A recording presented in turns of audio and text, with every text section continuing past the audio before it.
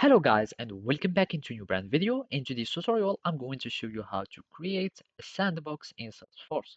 So make sure to watch the video to the end and follow these simple steps. So first, we need to go to setup.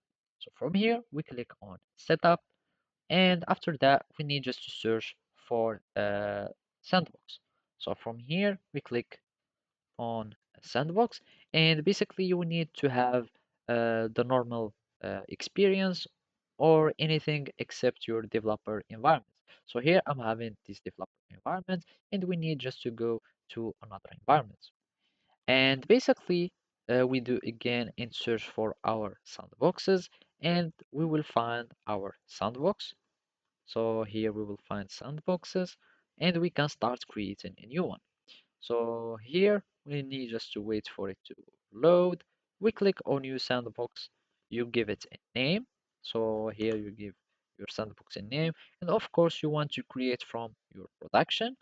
And after that, you will need just to choose any license that you want to choose.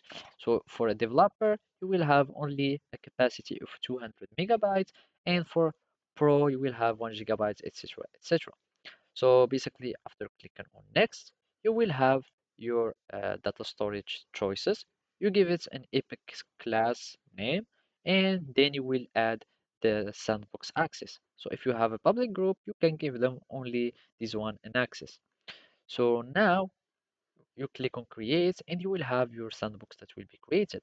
After that, you can start just logging into your sandbox by clicking on login in, and you will need just to click on login, and you will need just to add your username, and you will add your password, and you will be able to log into the sandbox. So basically that's it. Thank you for watching and see you next time.